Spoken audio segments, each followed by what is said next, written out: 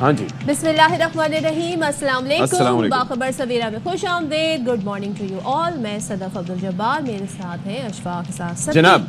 और कहते हैं ना कि बस अब वीकेंड ख़त्म हो गया, मंडे से आगाज़ हो गया। कुछ लोगों के लिए मंडे बड़ा एक्साइटिंग होता है, मेरे ख्याल में 1% लोगों की होगी लेकिन जो बाकी रेस्ट जो कारोबारी मेरे ख्याल में तबके से ताल्लुक रखते होंगे या जिनका जॉब्स वगैरह में नहीं आना जाना कम होता होगा मेरे ख्याल में शायद। हाँ, बाकी मैं कहना नहीं चाहती। 99% या 98% लोग जो है वो कहते हैं जी मंडे आ गया। बट ये है कि आई फील एक्साइटेड, यानी कि whenever I have to come here and I mean to meet people and to interact with people because this is an interaction ना। तो इससे मुझे पता नहीं क्यों सवेरे आपको इंटरेक्शन हाँ कबूल है। पता नहीं। I think that is the only thing that मुझसे कोई along बात with the नहीं other things। जब तक मुझे 4 घंटा हो जाए सुबह मुझसे कोई बात ना करे, मैं आपसे बात कर सकती हूँ जो कि मैं कर रही हूँ। यानी कोई टॉक बैक ना करे। हाँ, मुझसे कोई आके ये ना कहे क्या हाल है। अच्छा चले। अच्छा खैर, लेकिन ये है कि आज हुआ क्या है। आज ही पंजाब की अगर हम बात करें, बिलखुसूस लाहौर की बात करें, तो जो माएँ हैं उनकी छुट्टियाँ भी ख़त्म हो गई हैं। वो छुट्टियाँ, स्कूल की छुट्टियाँ बच्चों की भाई खत्म हो जब स्कूल जाते हैं बच्चे तो सुबह सवेरे माएँ उठती हैं, नाश्ता बनाती हैं, बल्कि उनसे पहले उठती हैं, बिल्कुल ऐसे और ही है। सारे काम करती हैं। लेकिन जब छुट्टियां थी तो उन्हें भी थोड़ा सुकून था, रिलैक्स हुई हुई थी।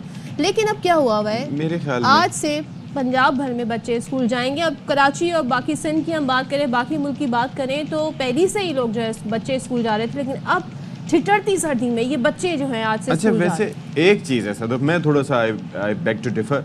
आप ये कह रहे थे कि माओ की भी छुट्टियां शुरू हो गई थी। नो, जब बच्चे आपके पास 6, 7, 8 घंटे घर पे होते हैं तो आपकी छुट्टियां खत्म नहीं होती, बल्कि आप कह रहे होते हैं कि या अल्लाह ये जो 6 से 8 घंटे जब आप रेस्ट कर रहे होते हैं, थोड़ा सा सुकून का सांस ले लेते हो, तो वो सांस अब जो है वो अब उनका दोबारा बहाल होगा। यानी कि शुरू में एफर्ट होगा, फिर 5 से 6 घंटे वो रेस्ट कर पाएंगी, अपने घर के काम काज कर पाएंगी। वरना सोचे बच्चे जो हैं वो एक कमरे से दूसरे कमरे, इधर से उधर शोर, इधर से उधर लड़ना।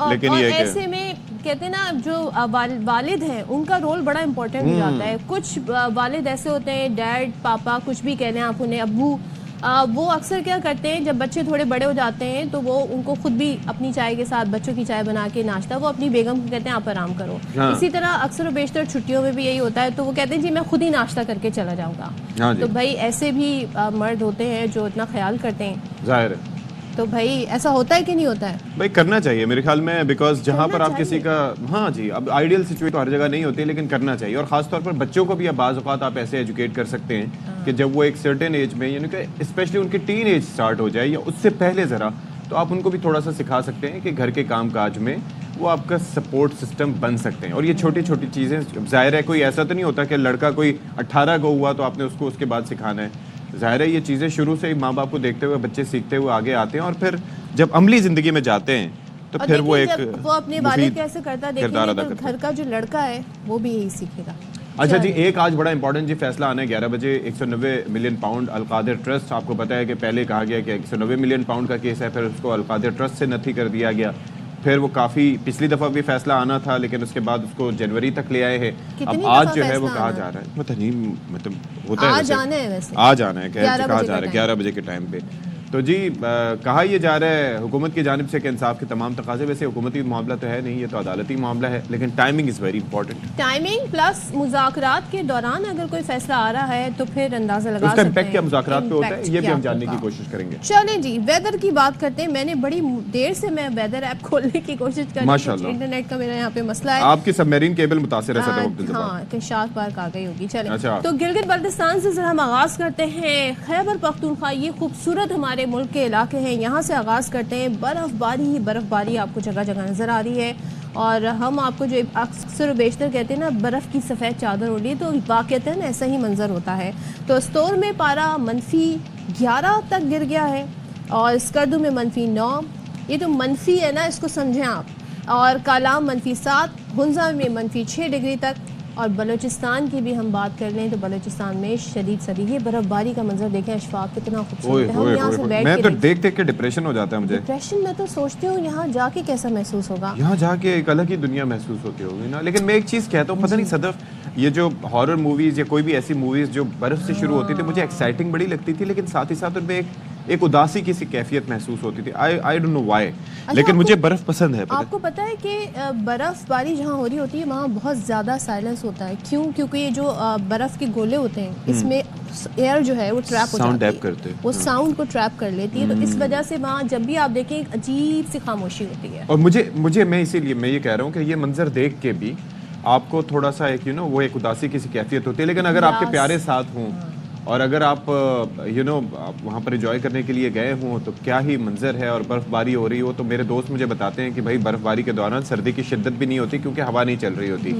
तो ये लेकिन सारी आप चीजें सूरज को मिस करते हैं, हाँ। आप ग्रीनरी को मिस करते हैं। चले लाहौर आ सोचें जाते हैं। अंटार्कटिका या फिर ये नॉर्वे वगैरह में लोगों का क्या हशर होता होगा, स्कैंडिनेवियन कंट्रीज में बड़ा मुश्किल होता है। AQI आपसे पूछेंगे, लाहौर AQI में मैं बता हल्की देता हूँ भाई। बारिश है और मैं बता धुंध दें। में कमी आ गई है। मैं तो ये बताया जा रहा भाई मेरे कराची वाले दोस्तों, मेरे PCR के तमाम दोस्त, हमारे कैमरामैन हजरात, जो सदफ अब्दुल जब्बार, सारे के सारे जो न्यूज़ रूम एक्सेट्रा, और उसके बाद पाकिस्तान समेत दुनिया के कोने कोने में जो बचने वाले लोग हैं वो ये जान लें कि कराची का AQI आज सबसे खराब है पूरी दुनिया में। आज तभी मैं कहूँ कि मुझे सांस लेने में प्रॉब्लम क्यों हो रही थी सुबह सुबह। 285 है जी AQI, और ये हम बारहा आपको बता चुके हैं कि 0 से 50 तक सेफ होता है, उसके बाद सब मामलात आहिस्ता आहिस्ता ख़राब होना शुरू हो जाते हैं। 150 से ऊपर कहा जाता है कि ख़राब ही ख़राब है, लेकिन यहाँ पर है 285। और फिर उसके बाद दूसरे नंबर पर बांग्लादेश है, तीसरे नंबर पर मंगोलिया। ओ भाई तू कित्थों आ गए हैं? लेकिन कभी ना ही नहीं सुनिया तो मंगोलिया बीच। मंगोलिया वालों को आपकी पंजाबी समझ आ गई? पता नहीं, मैंने इसीलिए कहा है समझ में ना आए, मंगोल बड़े खतरनाक होते हैं तो इसलिए पंजाबी में से मुखातिब ताकि पहले हुआ कहें करते पता थे। नहीं। अब भी भाई Mongol, I met a few Mongols and they are माशाल्लाह। अशफाक कौन है जिससे अशफाक नहीं मिला?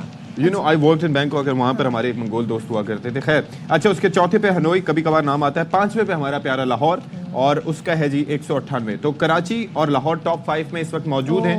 That's right. दिल्ली इंडिया नहीं है भाई, इंडिया का कोलकाता है 7वें नंबर पर। पता लेकिन करो बहरहाल इंडिया वाले कर क्या रहे हैं फिर इसके क्या लिए? कर रहे हैं इसके लिए, लेकिन ये पहले मैं इससे ज्यादा ये जानना चाहूंगा कि ये क्या साइंस है।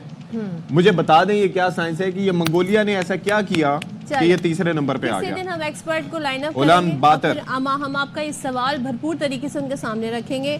अच्छा जी, लाहौर की पहले बजरा सी बात कर लूँ मैं। वहाँ पे हल्की बारिश भी हुई Okay. और धुंध में उसकी वजह से कमी आई है, इसलिए लाहौर जो है स्टिल 5वें नंबर पे ट्रेंड कर रहा है। अब ये देखते हैं जी, ट्रेनें वहाँ पर क्योंकि मौसम की वजह से आमदरफ्त मुतासर हो गई है, तो जहाज़ों की आमदरफ्त ट्रेनों की मुतासर हुई है। कराची में सर्द मौसम है, खुश्क हवा है, हवाएं हैं, खुश्क हवाएं हैं, और कल से यहाँ पर ठंड बढ़ने अरे की भाई पेशगोई सदफ अब्दुल जब्बार, ठंड बढ़ना शुरू हो गई। लेकिन मैंने एक चीज़ नोटिस की, आपको बताइए जो नाज़िमाबाद, नॉर्थ नाज़िमाबाद का इलाका है, यहाँ पर हो रहा है बेसिकली क्या कहते हैं उसको, तामीराती काम या फिर तरक्याती काम। ओहो, तामीराती नहीं, तरक्याती काम, कंस्ट्रक्शन में वर्क। आपने जो खास पे जोर दिया। तरक्याती जो काम है ना, उसके नतीजे में मैं जहाँ जाता हूँ तो मुख्तलिफ ब्लॉक्स में तो वो अब मेरे ख्याल में सुई गैस की लाइन और फिर उसके बाद सड़कों की रेनोवेशन के नाम पे जो कुछ हो रहा है, तो वहाँ पर डस्ट ही डस्ट दिखाई देती है सदफ। और मैं ये सोच रहा था कि शायद पूरे प्यारे कराची का ये हाल है, लेकिन कराची के बेशतर इलाके हैं ऐसा जहाँ पर ये हाल नहीं है। लेकिन यहाँ पर रहने का मैं कह रहा था स्पेशली कोई AQI मीटर होना चाहिए जो चेक करे कि जी नाज़िमाबाद, नॉर्थ नाज़िमाबाद या बाकी इलाके, यूनिवर्सिटी रोड एक्सेट्रा, जहाँ पर ये सो कॉल्ड तरक्याती काम हो रहे हैं, वहाँ पर क्या हाल है? एक एहतजाज मैं यहाँ से रिकॉर्ड कराना चाह रही हूँ। वो एहतजाज ये है कि एक तो गैस आप लोग बंद कर रहे हैं रात 10 से सुबह 6 बजे तक बिला नागा, बड़ी पंक्चुअलिटी के साथ, लेकिन गैस का प्रेशर जो 2 बजे से कम होता है वो रात 9 बजे तक ठीक नहीं होता। 7 बजे भी गैस चली जाती है, 6 बजे भी सकता। अचानक गैस चली जाती है, उस पे कुछ नहीं पक और सकता। हमारे दोस्त जो हैं वो उन्होंने ये भी बताया कि भाई वो ये सुबह सुबह जो है ना उल्टा माचिस की तीलियों का नुकसान करते हैं। भाई आप तीलियां जलाएं, वो गैस फूके मार के बुझा हमारे देती है। PCR से लोग इंडोर्स कर रहे हैं इस बात को। इसका मतलब ये सिर्फ मैं ही इशू फेस नहीं कर रही हूँ, बहुत सारे लोग ये इशू फेस कर रहे हैं। दूसरा ये कि हम आपको बिल भी पे करते हैं पूरा, और हम आपको उसमें टैक्स भी पे करते हैं, तो जरा ख्याल कीजिए। वैसे ही आप गैस बंद कर रहे हैं, लेकिन जिस टाइम गैस आ रही है प्रेशर ठीक दीजिए गैस का। चलें जी, चलें जी। मेरा अब क्या एहतजाज जापान से हम होके आ गए, कलाम जाएंगे, कलाम जाएंगे, फिर जापान जा रहे हैं आप? बहुत मैं जल्दी बहुत हो ज्यादा गया। रफ्तार से चल रहा हूँ। आपने क्या कॉफी भी करा? जिंदगी बहुत तेज चली है कलाम जैसे। में जी स्नो जी कॉफी का मुझे याद करेगा, उस पर मैंने एक बात करनी है। हाँ, रेसर अच्छा। जो है वो बर्फीले ट्रैक पर ड्राइवर्स का इम्तिहान साबित हो रही है, वाह और वाह। 4 किलोमीटर ट्रैक पर मर्द ड्राइवर्स के साथ खवातीन भी एक्शन, वाह जी वाह। मंजर आप देखिए, खवातीन भी एक्शन में दिखाई दी। 4 कैटेगरीज पे मुश्तमिल स्नो जीप रेस को लोगों की बड़ी तादाद ने एंजॉय किया। अंदाजा हो रहा है हमें, लोग यहाँ पर लोग हर जगह मौजूद होते हैं। चलें जी। ऐसा कैसे हो सकता है कि हम बर्फबारी का तस्करा करें और बर्फ़ की चादर जो बचपन से ख़बरों में हम पढ़ते और सुनते आए हैं उसका तस्करा ना हो। तो जापान के वस्ती और शुमाली इलाकों ने बर्फ की चादर ओढ़ ली, और ये कंबल है। नहीं, ये जालिमो, चादर ये नहीं कंबल है, है, ये कंबल इसको पे बर्फ की कंबल चादर है। कहते हो। ये तो वो कौन से वो रजाइयां होती हैं बड़ी बड़ी, ये लिहाफ है ये। लिहाफ है, इसके अंदर रुइयां भरी हाँ, बड़ी बड़ी 8-8 किलो बर्फ, वो क्या कहते हैं, रुई भरा हुआ लिहाफ है, जिसको उठाना भी मुश्किल होता है। तो बहरहाल बात ये है कि प्रेफेक्चर में 24 घंटों के दौरान 12 इंच तक बर्फ पड़ी है। 12 इंच की कौन सी चादर हो सकती है? ये तो नहीं, 12 इंच पढ़ के वो ये मामला यहाँ तक पहुँच गया है। चादरों पे चादरें, वो कहते हैं ना लेयर्ड ये बर्फबारी है, और अच्छी खासी। अच्छा, मैं ये कहता हूँ कि हमारी मरी की भी बर्फबारी होती है, स्वाद इधर उधर माशाल्लाह खूबसूरत, लेकिन जापानी बर्फबारी अलग है जी। जापानी हर चीज अलग है, they are so advance in technology as well. साथ साथ हटा भी रहे हैं। हाँ जी, वो ट्रैफिक को बहाल रखने के लिए जो भारी मशीनरी है उसका इस्तेमाल जारी है, और साथ ही सड़कें साफ हैं। ये हमारी साइड पे क्या होते हैं कि बर्फबारी रुकसी, आपे ठंडी होसी ते पिघली गई। हाँ, तो हमारे यहाँ तो बर्फ छोड़े पानी खड़ा रहता है, तो हमारे यहाँ गाड़ियाँ स्लिप होती रहती है। पानी हालांकि अपना फ्लो बना के खुद रास्ता बना लेता है, लेकिन इसके बावजूद पानी खड़ा रहता है। अच्छा जी, अब वहाँ पर शहरियों को हिदायत की गई है कि बर्फानी तोदे गिरेंगे तो आपने एहतियात करनी है। ये मैं जापान वालों को तमाम तर मेजर्स लेने के बाद हम जापान में भी देखे जाते हैं, तो प्लीज जापानीज आप लोग इस बात का ख्याल रखें। हमें आपसे बहुत मुझे बताते हैं थोड़ा सा, हम वो गूगल ट्रांसलेटर का सहारा लेते हुए कुछ जापानियों को बता देते, कुछ कह देते। क्या अच्छा आइडिया। मैं आपको एक बात बताऊं, ऑनेस्टली ये बात सही है। अगर मुझे एक बात बताएं, आप पाकिस्तान में आपको जो कुछ उर्दू में बता रहे हो, लेकिन अगर आप कभी सुने कि कोई जापानी एंकर्स या होस्ट आपको पाकिस्तानी जुबान में कुछ बता रहे हो उर्दू में, तो आप सुनेंगे ना, because it would be different. आपको अच्छा लगता है, आपको अच्छा अपनी जबान सुन के अच्छा लगता है। तो खैर चलें, अब हो गई बहुत मौसम की बातें, मैंने अपना एहतजाज भी रिकॉर्ड करा दिया। अब चलते हैं जी आईसीसी चैंपियंस ट्रॉफी, जो कि बहुत ज़्यादा दूर नहीं है, फैब में होनी है, और हम भी जैन में। मैं टाइम क्यों भूलने लगती हूँ। पाकिस्तान ने इब्तदाई स्क्वाड के 20 खिलाड़ियों के नाम आईसीसी को भेज दिए हैं। ओहो, बताइए जी कौन से नाम है इसमें? फखर जमान का नाम शामिल है। शुक्र अल्हम्दुलिल्लाह। साइम अयूब, साइम ठीक हो गए, साइम अयूब, फखर जमान, इमामुल हक, कप्तान मोहम्मद रिजवान, फिर बाबर आजम, तैयब ताहिर, इरफान खान, सुफियान मुकीम, मोहम्मद हसनैन, नसीम शाह के नाम शामिल हैं। वेरिस शाहीन आफरीदी हैं, बिल्कुल हैं। अच्छा जी, लेकिन एक चीज में मुझे अफसोस हुआ, मैं आप बात कर लें फिर मैं बताता हूँ। शाहीन आफरीदी, हारिस रऊफ, इब्रार अहमद, कामरान गुलाम, सलमान अली आगा, हसीबुल्लाह, अब्बास आफरीदी के नाम भेजे गए हैं, जबकि अब्दुल्ला शफीक और उस्मान खान के नाम भी, उस्मान जरूर होते हैं, उस्मान खान के नाम है फहरिस्त में है, और लेकिन इनकी शमूलियत के इम्कानात। अच्छा, ये तो 20 रुकनी स्क्वाड है ना। असल में उसमें ये होता है सदफ कि कोई इंजर्ड हो जाए। अब जैसे साइम अयूब है, तो पहले तो ये बताया गया कि उनकी इंजरी की नौयत वो नहीं थी जो इनिशियली एंटिसिपेट की जा रही थी, तो he might as well recover. लेकिन दूसरी चीज़ ये है कि अभी टाइम काफ़ी है, लेकिन उसका लंबा माशाल्लाह से करियर बाकी है। आप दुआएं करें साइन के लिए, लेकिन ये है कि हतमी जो स्क्वाड का ऐलान है वो किया जाएगा 10 फेब को। अच्छा जी, दूसरी चीज़ ये है कि पाकिस्तान सुपर लीग सीजन 10 का मेला चैंपियंस ट्रॉफी के बाद सजेगा, जिसके लिए ड्राफ्टिंग आज लाहौर के हुजूरी बाग में होगी।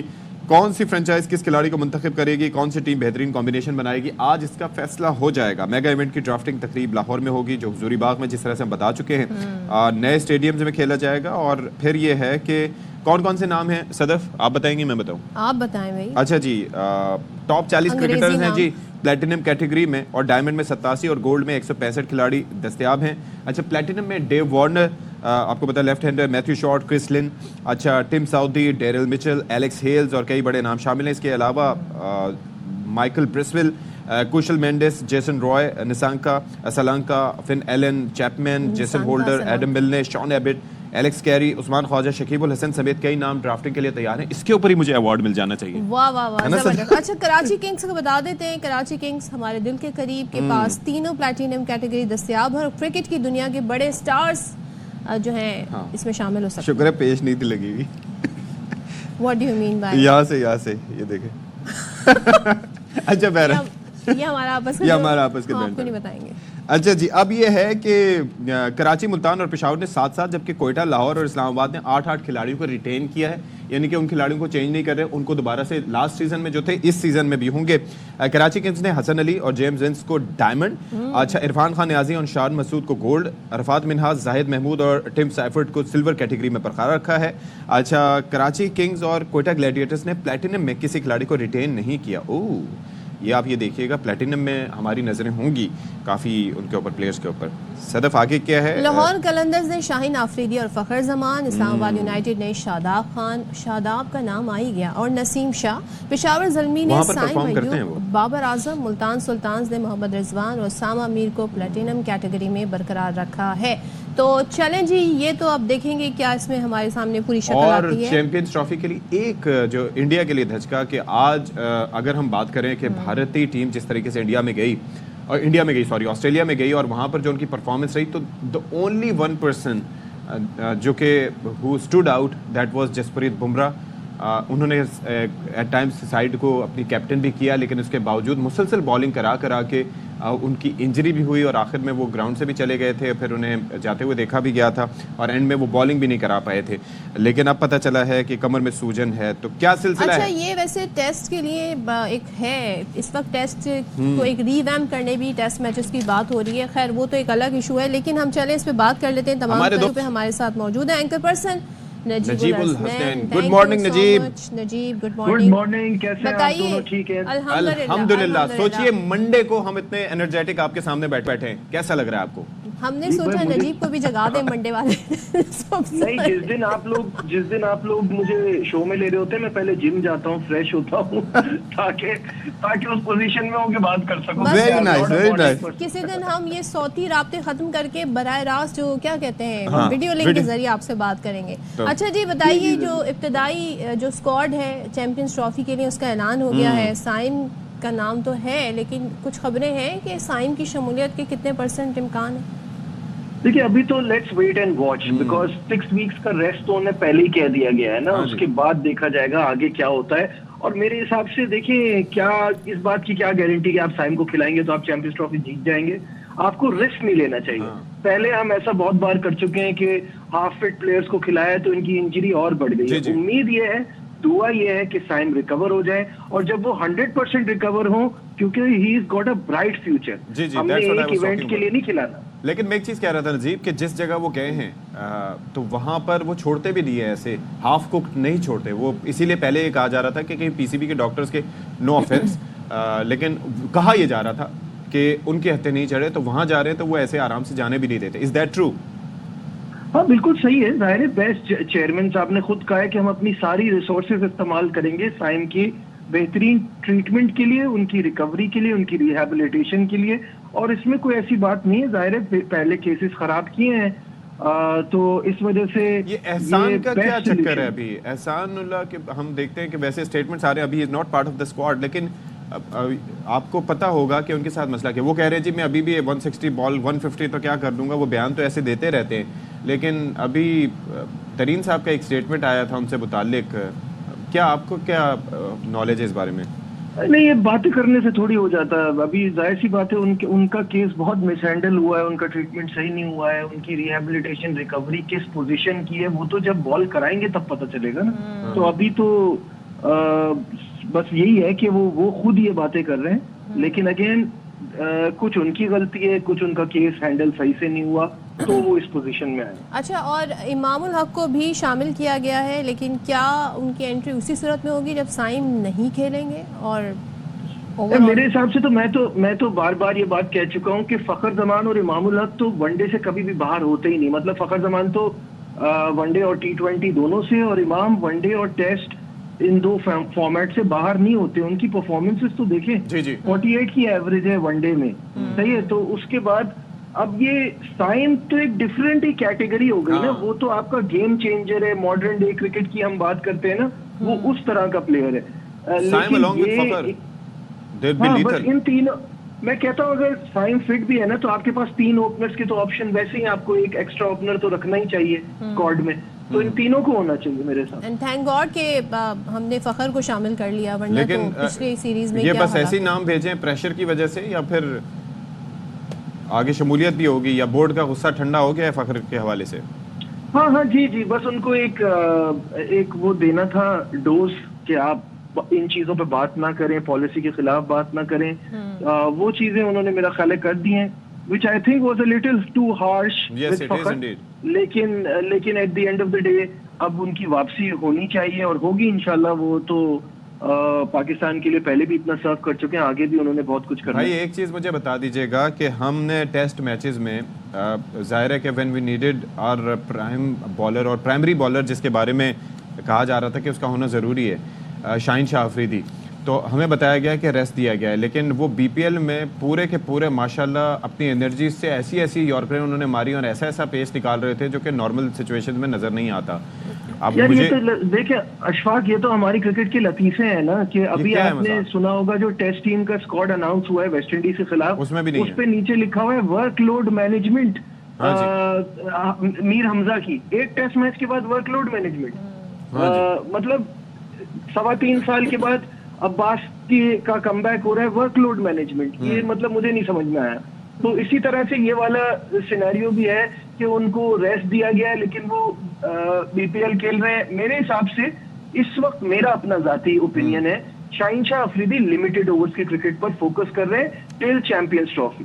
तो Okay. अगर वो ऐसा सोच रहे हैं तो इसमें कोई हर्ज नहीं है। उनको लगता है कि अभी मेरा फोकस वहां होना चाहिए, चैंपियंस ट्रॉफी एक बड़ा इवेंट है, उसके बाद फिर आगे देखते हैं। अच्छा, और पीएसएल पर आ जाते हैं। ज़ाहिर है आई थिंक ये 10th एडिशन है। जो नाम हमें इंटरनेशनल खिलाड़ियों के सामने आए हैं, जिसमें Kane Williamson, David Warner, Usman Khawaja, Jason Roy, Kusal Mendis और बड़े नाम हैं, तो क्या डिफरेंस है इस बार? और ये नाम जो हैं ये जुड़ रहे हैं पीएसएल से, तो कितना इम्पैक्ट आएगा इसका?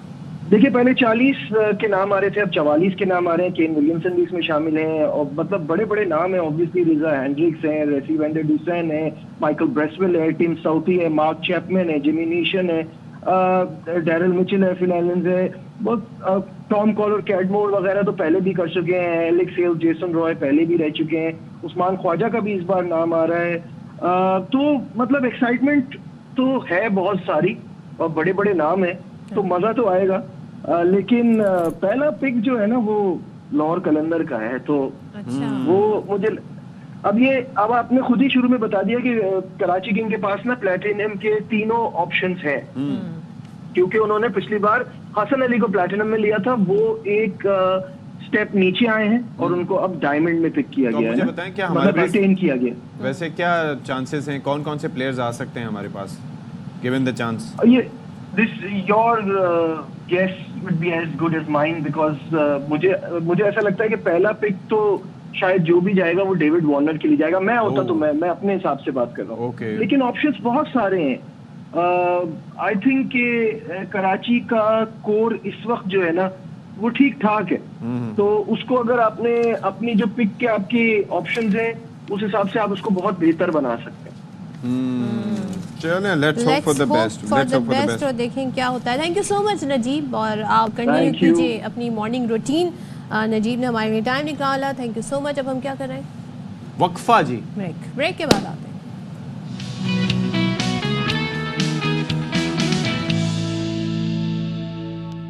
Welcome Welcome back. back अच्छा जी, once again, एक चीज़ है हाँ। कि हम पिछले आप सोचें कि आप दुनिया में कितने भी टेक्नोलॉजिकली एडवांस हो जाएं, लेकिन नेचर की एक ऐसी पावर है कि जो नेचर अपनी पावर दिखाती है, और वो पावर का भरपूर हमने मुजाहरा देखा कैलिफोर्निया में। इट वाज वेरी स्केरी, बहुत डरावना था वो सारा कुछ, और उसके बावजूद आपने देखा कि आज हम 4-5 दिन बाद उस इशू पे बात कर रहे हैं, लेकिन अभी तक कैलिफोर्निया की, लॉस एंजलिस की इस आग पर काबू नहीं पाया जा सका। अच्छा, ये आग जो है जो लॉस एंजलिस में लगी है, इसमें आप ये देखें जगह जगह मुख्तलिफ पॉइंट्स पे लगी, और उसके बाद जो हवा है इस हवा ने इसको आगे बढ़ाया। अच्छा, ये कहा जाता है ये जो हवा है इसे सेंटा एना कहा जाता है, और डेविल विंड्स भी इसको कहा जाता है। ये बहुत ही खुश्क और ड्राई होती हैं और ये क्लॉकवाइज घूमती हैं। तो अंदाजा लगाएं, यानी कि इस वेदर में, ड्राई वेदर है, वहाँ पे सर्दी है, उसमें क्लॉकवाइज घूमते घूमते इस छोटी सी आग को उसने जो फैलाया है, तो फैलते फैलते अब ये इतनी आगे बढ़ गई है कि इसने तकरीबन 12,000 से जायद घर जला दिए हैं। 1 लाख से ज्यादा की आबादी नकल मकानी कर चुकी है। डेथ टोल यहाँ पर 16 आ रहा है, लेकिन 13 मिसिंग बताया जा रहा है। 24 कह रहे हैं जी, अब 24 उन्होंने कर दिया है कि मरने वालों की तादाद 24 तक पहुंच गई है। बहुत सारे तो लापता हैं, और आग बुझाने के लिए अफरादी कुव्वत नहीं है, पानी इतना मैसर नहीं है, और लोग हैरान है कि बहुत सारे रेजिडेंट्स हैं वहाँ के, वो ये कह रहे हैं कि हम यहाँ 50-50 साल से रह रहे हैं, हम यहाँ 60-60 साल से रह रहे हैं, हमने ऐसी आग अपनी ज़िंदगी में लॉस अच्छा, एंजल्स में उसके नहीं अंदर आप ये देखिए कि लोग कैसे सोचते हैं। I was going through the Instagram और वहां पर मैंने देखा कि एक वहां की नेटिव जो खातून थी, उन्होंने क्या किया कि अपनी जितनी कीमती क्रॉकरी थी, यानी कि बर्तन थे, उन्होंने सारे के सारे जाके स्विमिंग पूल में डंप किए नीचे। उसकी तस्वीर सामने आई कि वो जितने कीमती सामान जो क्रॉकरी थी, उन्होंने किया कि पानी की वजह से शायद वो बच जाएं आग से। तो वो तस्वीर भी सोशल मीडिया पे काफी वायरल हो रही क्या थी। उन्होंने किया? उससे बच गई ना आग की अच्छा, वजह से, बच वो गए। बर्तन बच गए उनके लेकिन कुछ कीमती। देखिए- अच्छा, एक सरमायाकार हैं अमेरिकी, डेविड स्टेनर, उनका 3 मंजिला घर इस आतिशज़दगी में बिल्कुल बच गया। अगर हमारे पास उसकी तस्वीर हो तो वो हम आपको दिखा पाएंगे। 3 मंजिला घर है और मुकम्मल तौर पर बताया जा रहा है कि वो आग से महफूज रहा। अच्छा, उसकी वजह क्या है कि ये फायर प्रूफ था और अर्थक्वेक ज़लज़ला प्रूफ प्रूफ था, था। और उसकी छत भी जो है वो आग से बचाव के मुताबिक बनाई गई थी। तो अब पता चले कि ये सही जगह सरमाया लगाया भाई। ये हाँ। बड़े कहते हैं ना बिजनेसमैन बड़े चालाक भी होते हैं। लेकिन ये है बहुत सारे एक्टर्स और एक्ट्रेसेस, उनके पूरे पूरे घर जल गए। जो बात के मनाजिर है ना, ये तो आग की लगे हुए मनाजिर है, लेकिन उन इलाकों में जहां आग पे काबू पाया गया है कुछ हद तक, वहां के जब आप मनाजिर देखें आपको लगेगा कि किसी जंगज़दा इलाके को आप देख रहे हैं जहां पर बाकायदा ये बमबारी वो की गई है। सेलिब्रिटीज हैं साथ साथ, जिनके हम आपको तस्वीर जो है वो दिखा रहे हैं, जिनके घर यहाँ पर थे और मिलियंस ऑफ डॉलर्स की प्रॉपर्टीज थी यहाँ पर। और यहाँ पर जो पहले की तस्वीरें भी शेयर की जा रही थी और बाद की तस्वीरें, यानी कि नुकसानात के बाद की भी। और अभी भी सदर अब्दुल जब्बार, इस आग के रुकने के कोई इम्कानात नज़र नहीं आ रहे। आप ज़रा सोचिए कि कोई एक मुल्क अगर सबसे पहले इस खतरे पर काबू पा सकता था तो वो अमरीका था। लेकिन आप ये सोचिए कि दुनिया भर में मुख्तलिफ महाजों पर शिरकत करने वाला, महाज शुरू करने वाला, और उसको फंड करने वाला, क्लाइमेट वो खुद नहीं कर एनवायरनमेंट पा के रहा हवाले इस से चीज़ पे इतनी ज़्यादा फंड देने वाला, खुद अवेयरनेस रखने वाला मुल्क। लेकिन ये है कि बहुत सारे फायर फाइटर्स कह रहे कि हमें अंदाज़ा था कि जिस दिन हवाएं मुखालिफ चली तो फिर ऐसा ही मंजर देखने को मिलेगा। लेकिन ना वहाँ पर उस तादाद में फायर फाइटर्स का अमला मौजूद था, ना वहाँ पर उनके फायर हाइड्रेंट्स फंडिंग मौजूद के कट थे। होने के हवाले से भी काफ़ी बातें हो रही हैं कि जी ऐसा कुछ हुआ है। और अभी तो इसकी कहते हैं ना इन्वेस्टिगेशन प्रॉपर होगी कि ये इसमें जो एक कहते हैं ना गफलत है, इस गफलत के पीछे किसका हाथ है। तो ये मामलात हैं जी। चले जी, अब ज़रा वापस आ जाते हैं जी पाकिस्तान। फैसलाबाद से ख़बरें आ रही हैं और वो अफसोसनाक ख़बरें। चिल्ड्रन हॉस्पिटल जहाँ पर एक दरिंदगी का वाक़या पेश आया है, बल्कि दरिंदे भी ऐसा नहीं करते हैं, हम खाम इन चीज़ों को दरिंदों से मंसूब कर देते हैं। इंसान ही ऐसे काम करते हैं। ठीक है जी, डॉक्टर और सिक्योरिटी सुपरवाइज़र ने, सिर्फ सिक्योरिटी सुपरवाइज़र नहीं, डॉक्टर भी उसमें मुलविस थे और जिसका काम मसीहाई का था, उन्होंने खातून गार्ड को मुबैना तौर पर ज़्यादती का निशाना बनाया और जिसका मुकदमा 5 मुलजमान के खिलाफ दर्ज कर लिया गया है। और आप ये देखिए कि कानूनी जो कार्रवाई थी उसमें डिले इतना हुआ कि मुतासरा खातून ने खुदकुशी की कोशिश भी की और गले पर छुरी फेर कर खुद को जख्मी कर लिया। अच्छा, मुकदमे में डॉक्टर, 2 सिक्योरिटी सुपरवाइजर और 2 DMS को मुल्जिम नामजद किया गया है। ज़रा इसकी तफसील जानते हैं कि 5 लोग जो नामजद हुए हैं उनका इसमें क्या किरदार है। हमारे साथ मौजूद हैं कमर जमान। कमर जमान, एक तो ये बहुत ही अफसोसनाक वाक़या है, इसकी डिटेल भी जानना चाहेंगे। फिर ये बताइए इन पर जो मुकदमा दर्ज हुआ है क्या दफात हैं और जो 5 मुल्जिमान हैं उनका किरदार क्या है इसमें? जी बिल्कुल, ये फैसलाबाद के चिल्ड्रन अस्पताल में वज़ीर आला पंजाब की विमेन हरासमेंट पॉलिसी, जो ज़ीरो टॉलरेंस पॉलिसी है, उसके ख़िलाफ़ खुला चैलेंज है ये वाक़या कि उनकी हुकूमत में उनके तहत जो यहाँ पर अस्पताल में एक डॉक्टर है और उसके अलावा जो सिक्योरिटी सुपरवाइज़र है, उन्होंने उसको ज़्यादती का निशाना बनाया। नफीसा नाम की जो सिक्योरिटी गार्ड थी, FIR जो है वो थाना विमेन में दर्ज की गई है, जिसमें एक दफ़ा जो है वो ज़्यादती की दफ़ा आयद की गई है। मुलज़म अभी गिरफ्तार नहीं हुए। अच्छा। 25 दिसंबर को पहली बार FIR के मुताबिक डॉक्टर अमाद अयूब जो है उसने नफीसा नाम की सिक्योरिटी जो गार्ड है उसको अपने कमरे में, अपने वार्ड में बुलाकर वहाँ मुबैना तौर पर ज़्यादती का निशाना बनाया। जब उस खातून ने, नफीसा ने, सिक्योरिटी सुपरवाइज़र दिलशाद को वाक़या बताया तो दिलशाद टाल मटोल करता रहा, जिसके बाद मुबैना तौर पर कई बार नफीसा को डॉक्टर की तरफ से ज़्यादती का निशाना बनाया गया। 8 जनवरी को जब खतून दोबारा दिलशाद सुपरवाइजर के कमरे में गई, उसको जाके सारे वाक़यात बताए कि डॉक्टर उससे ब्लैकमेल कर रहा है, तो इस हवाले से कार्रवाई की जाए। तो मुबैना तौर पर दिलशाद और उसके नामालूम साथी ने दरवाज़ा बंद करके उसको ज़्यादती का निशाना बनाया और तशद्दुद भी किया, जिससे उसे सर पर भी चोट आई। और 8 जनवरी को जब दरख्वास्त दी गई थाना विमन में, तो विमन पुलिस स्टेशन की तरफ से डिले किया गया, जिस पर खातून ने मुबैना तौर पर अपने गले पर छुरी फेरकर खुदकुशी करने की कोशिश की। उसे शदीद जख्मी हालत में कमर जमान, ऐसे फैसलाबाद इश्यूज किया गया, में जहां उसका फॉरेंसिक एविडेंस बहुत ज़रूरी होता है, डीएनए एट्सेट्रा एट्सेट्रा। तो क्या वो मेडिकल का जो था प्रोसेस उसको पूरा किया गया? और ये शुरू के 24 घंटे या इस तरीके से 36 से 48 घंटे ये बड़े इंपॉर्टेंट होते हैं, तो क्या उस पर कोई बना एमएल हुआ उनका? जी, इसमें जो मुतासरा खातून है उसका मेडिकल लीगल जो है वो हो गया है, इस इल्ज़ाम के हवाले से भी और जो उसके गले पे ज़ख़म आए उसके हवाले से भी, और जो उसको तशद्दुद का निशाना बनाया गया उसके हवाले से भी मेडिकल लीगल कर लिया गया है, मुतलका जो तफ्तीशी है उसके हवाले कर दिया गया है। और लेकिन इसमें यह भी एक बात है कि जिस दिन ये मुकदमा दर्ज हुआ 10 जनवरी को, उसी रोज़ तमाम मुलजमान ने अबूरी जमानतें करवा ली और अब वो जमानत पर हैं। और आज चिल्ड्रन अस्पताल में जो एक इंक्वायरी कमेटी जो तश्कील दी गई थी, आज मुलजमान जो है वो उस इंक्वायरी कमेटी के सामने पेश होंगे, अपना मौक़िफ़ पेश करेंगे। जबकि दूसरी तरफ ये जो है उसमें जो DMS 2 तलहा नाम का DMS और एक अली असगर MS जिसको नामजद की वजह यह है कि मुतासरा खातून ने अपने जो सीनियर है DMSs हैं उनको भी इन तमाम वाक़यात से आगाह किया। तमाम वाक़यात जानने बूझने के बावजूद तमाम अफसरान खामोश रहे, जिस पर उनको भी नामजद किया गया है। थैंक यू सो मच कमर जमान, हमें फैसलाबाद से अपडेट दे रहे थे। अब जी आपको ज़रा खबर दे दें, वो है आज एक अहम केस का फैसला आने वाला है और बानी PTI बुशरा बीबी के खिलाफ 190 मिलियन पाउंड रेफरेंस का फैसला आज सुनाया जाएगा। मुमकिन तौर पर एहतसाब अदालत के जज नासिर जावेद राना ने 18 दिसंबर को ये फैसला महफूज किया था और बानी PTI और बुशरा बीबी पर इल्ज़ाम है जिसके मुताबिक उन्होंने 190 मिलियन पाउंड पाकिस्तान मुंतकिल होने से पहले शहजाद अकबर के जरिए प्रॉपर्टी का खुफिया मुआहदा किया और वफाकी काबीना से इसकी मंजूरी बंद लिफाफे में ली। फ़ारूक एजाज हमारे साथ मौजूद हैं, वो मज़ीद डिटेल्स देंगे। फ़ारूक एजाज, कब तक फैसले की तवक्को है? 11 बजे का वक्त तो दिया गया है, लेकिन एंटिसिपेशन इस फैसले के हवाले से क्या है? जो गवर्नमेंट की साइड पे लोग हैं वो ये कहते हैं कि it's an open and shut case. Faisal Vawda कह रहे हैं कि फैसल वाडा साहब बड़े वोकल हैं इस हवाले से कि जब ये हुआ था तभी मैंने बता दिया था कि आप जेल जाएंगे। Your thoughts Farooq Ejaz?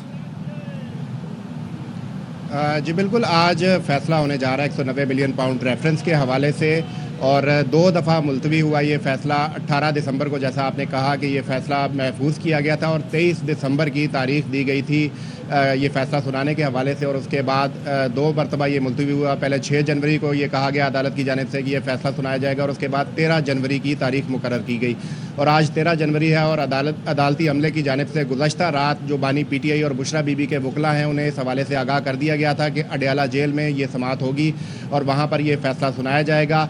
इस वक्त मैं लेटेस्ट आपको अपडेट करता चलूँ कि जज नासिर जावेद राना जो कि एहतसाब अदालत के जज हैं वो इस वक्त अडयाला जेल पहुँच चुके हैं। इसके साथ ही साथ जो अदालती अमला है वो भी इस वक्त अदालत पहुँच चुका है और अब से कुछ ही देर के बाद जो प्रोसिक्यूशन टीम है वो भी पहुंचेगी और इसके साथ साथ बानी PTI और बुशरा बीबी के वकला भी यहां पर पहुंचना शुरू हो जाएंगे।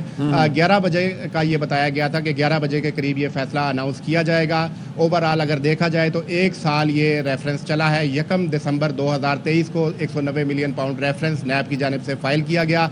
18 दिसंबर को ये कंक्लूड हुआ तो ओवरऑल तकरीबन 100 से ज़ायद समातें इस रेफरेंस के दौरान हुई और तकरीबन 35 के करीब जो गवाह हैं उनके बयानात इस दौरान कलमबंद हुए और उन पर प्रोसिक्यूशन और इसके साथ साथ वकला सफाई की जानिब से जिरा भी की गई और आज जो है वो बाकायदा अदालत जो है वो कंक्लूड होने पर इस रेफरेंस के फैसला जो है वो सुनाएगी। जी चलें जी, बहुत शुक्रिया। चलें जी, ब्रेक लेते हैं, ब्रेक के बाद वापस आते हैं।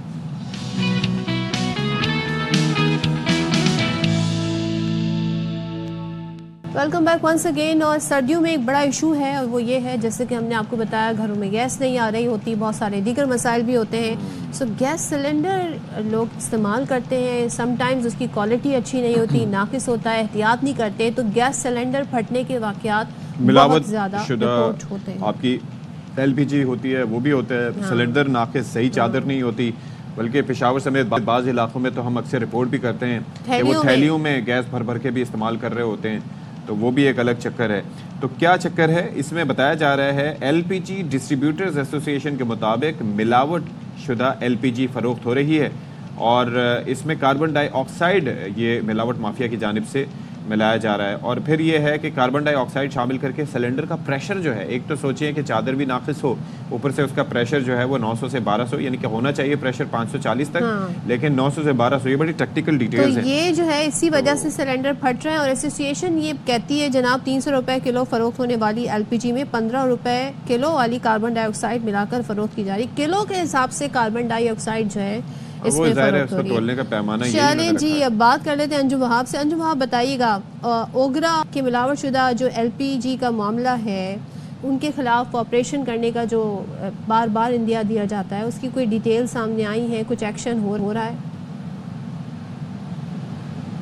डिटेल तो ये है कि मुख्तलिफ एसोसिएशन जिसमें एलपीजी डिस्ट्रीब्यूटर एसोसिएशन के चेयरमैन इरफान खोकर ने भी मुतादिद खतूत दिखे थे। उन्होंने दिल्ली इंतजामिया चीफ सेक्रेटरी तो कमिश्नर के भी खतूत दिखे थे कि जी एलपीजी में कार्बन डाइऑक्साइड की मिलावट की जा रही है, जिसकी वजह से गैस का प्रेशर बढ़ जाता है और ख़ासतौर पर गैर मेयारी सिलेंडर और जो पुराने सिलेंडर होते हैं जिनको बार बार भरा जाता है, ये लिक्विड गैस होती है जिसकी वजह से सिलेंडर के अंदरूनी हिस्सों में जंग लग जाता है और उसके फटने के इम्कानात होते हैं। और उसकी वजह यह है कि इसकी जो एलपीजी की अपना प्रेशर तो 170 PSI होता है, लेकिन सिलेंडर का प्रेशर ज़्यादा रखा गया होता है। सिलेंडर का जो मेयार होता है वो 540 से 600 PSI तक होता है, लेकिन जब कार्बन डाइऑक्साइड मिली गैस इसमें डाली जाती है तो उसका प्रेशर बढ़ जाता है, वो तकरीबन 900 से 1200 PSI तक पहुँच जाता है, जो ख़तरनाक होता है। तो ओगरा ने इस सिलसिले में मुख्तलिफ कार्रवाइयाँ की हैं। सिंध और पंजाब में ख़ासतौर पर अंदरूनी सिंध और पंजाब में मिक्सिंग की जाती थी कार्बन डाइऑक्साइड, पाउडर में या प्लांट में मिक्स की जाती थी, जिससे कार्बन डाइऑक्साइड सस्ती है और इसमें मिक्स करके उससे मुनाफे का हासिल किया जाता है, जो लोगों के लिए जानलेवा साबित हो रहा है। कराची में भी और मुल्क के मुतादिद हिस्सों में सिलेंडर फटने के वाक़यात भी होते हैं। उसकी वजह तो गैर मेयारी सिलेंडर होते ही हैं, लेकिन जब प्रेशर बढ़ जाएगा किसी चीज़ का और सिलेंडर का वो प्रेशर नहीं है, जो मेयारी सिलेंडर भी है उसमें अगर जंग लगा हुआ है और जायद प्रेशर की उसमें गैस डाली जाएगी तो वो फटने के इम्कानात हो जाते हैं और जो काफ़ी ख़तरनाक सूरत हाल हो जाती है। कराची में मुतादिद बार ज़ाहिर है कि हम असल में बात करते हैं, आजकल दुनिया जिद्दत की तरफ जा रही है, तो हमारे दोस्त भी हमें यही बता रहे हैं कि भाई अब तो वो दूसरे वाले फाइबर के सिलेंडर आ गए हैं। लेकिन मैं ख़ुद भी जब उनकी कीमत पता करने के लिए गया था, और ज़ाहिर है कि हमें हर किसी को ज़रूरत है, तो उनकी कीमत में और एक मेयारी अगर आप एलपीजी सिलेंडर ख़रीदते हैं तो उसकी कीमत में भी खासा फ़र्क है, यानी कि आधे का फ़र्क है। और अगर आप गैर मेयारी सिलेंडर खरीदते हैं तो वो तो समझे 1/4 से भी ज़्यादा का फ़र्क होता है। वो आपकी जान से तो ज़्यादा जान से ज़्यादा कीमती नहीं है, लेकिन अफोर्डेबिलिटी, जहाँ पर थैलियों में भर भर के सदफ गैस यूज़ होती हो तो वहाँ पर फिर ये मसाइल, तो गवर्नमेंट को इस सिलसिले में क्या कर सकती है ना? जिंदा नहीं रहेंगे तो कैसे ये चीजें इस्तेमाल करेंगे? ये वन टाइम इन्वेस्टमेंट है, आप इसको कर सकते हैं, उसूलन ये होना चाहिए। लेकिन बात लेकिन ये बता दें छोटे छोटे सिलेंडर भी यूज़ कुछ गिरफ्तारियां हुई, कोई फाइन, कोई जुर्माने, मतलब क्रैकडाउन में कुछ स्टैट्स तो सामने आए होंगे?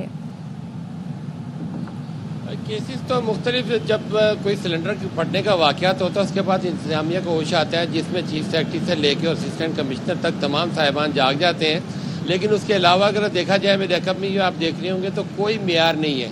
गैस डिकैंटिंग कानूनी तौर पर मना है, लेकिन शहरों में की जाती है, गाँव देहातों में की जाती है। कि कराची में अगर देखें तो फुटपाथों के ऊपर उन्होंने सिलेंडर और वजन की मशीनें रखी हैं और वहाँ से गैस भर के रिक्शों में, गाड़ियों में और घरेलू सिलेंडर जो होते हैं उसमें भर के देते हैं। आज बहुत मुश्किल काम तो नहीं है, लेकिन दिल्ली इंतजामिया खास में पुलिस को भी कहा जाता है, तो वो जो हमारा एक खास तौर पे दुकानदार जो भी कहता है जी हम तो पैसे दे देते हैं, हमारा कारोबार चलता रहता है और ये पैसे का कारोबार है। जब पैसे मिल जाएंगे तो चाहे आप फुटपाथ पे दुकान लगाएं, चाहे दुकान में दुकान लगाएं, रिहायशी फ्लैटों के नीचे दुकान लगाएं, कोई कदगन नहीं है। आप पैसे दें और सारे काम करा लें। ये दुकानदारों का कहना, उनका दावा है कि हम कहीं भी कोई भी पैसा देके किसी तरह का भी कारोबार कर सकते हैं। इस तरह एलपीजी का कारोबार फुटपाथों और रिहायशी इमारतों में चल रहा है और सालों से चल रहा है। अच्छा जी, चलें। अंजुम अब्दुल वहाब हमें तफसीलात दे रहे थे मुतालिक जी, बहुत शुक्रिया आपका। अच्छा जी, खोखर साहब हमें ज्वाइन कर रहे हैं, सीएनजी के जो मामला, सीएनजी बल्कि एलपीजी के जो मामलात हैं, तो इरफान खोखर साहब हमें ज्वाइन कर चुके हैं। इरफान खोखर साहब, thank you so much for your time. भाई एक मसला हो तो कोई बात हो, आज जो है वो हमें डिटेल्स जो आई हैं वो बड़ी तकनीकी तर्ज की हैं। पहले बस ये कहा जाता था कि मिलावट शुदा ये जो गैस होती है इसके अंदर कार्बन डाइऑक्साइड होती है, तो अब हमें कीमत भी बताई गई और प्रेशर का भी बताया गया। तो ये आप लोगों के लिए बड़ा कंसर्निंग होगा, आई एम श्योर। क्या हो सकता है इस पे, आप लोग क्या कर सकते हैं और गवर्नमेंट से क्या आपकी कोई बात हुई है इस मुतालिक? जी इरफान इरफान साहब, इरफान साहब तक हमारी आवाज़ नहीं पहुंची। जी इरफान साहब, आप हमारे साथ हैं? ये बिल्कुल, ये ओगरा की टीम ने बहुत अहम कार्रवाई की है और हमारी निशानदेही पे हुई है। और आप देखें कि ये मासूम जानों का मामला है।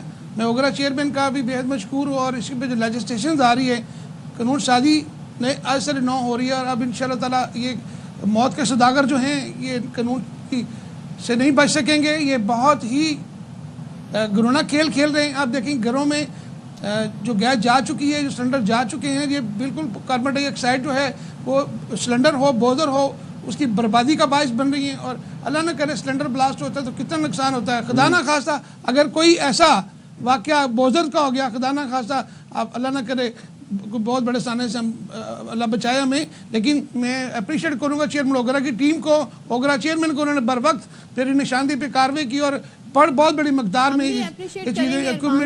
ये जो जगह जगह हमें गैस सिलेंडर नाकिस मयार के मिलते हुए दिखाई देते हैं और बड़े खुलेआम बिक रहे हैं, अगर वहाँ क्रैक डाउन होगा तो हम भी इस चीज़ को अप्रिशिएट करेंगे। फिलहाल तो आंखों देखा हाल यही है। ज़रा ये बता दें, कार्बन डाइऑक्साइड से प्रेशर बढ़ाया जा रहा है, ये किस तरह इसको इसमें शामिल किया जाता है, थोड़ा सा बता सकेंगे हमें?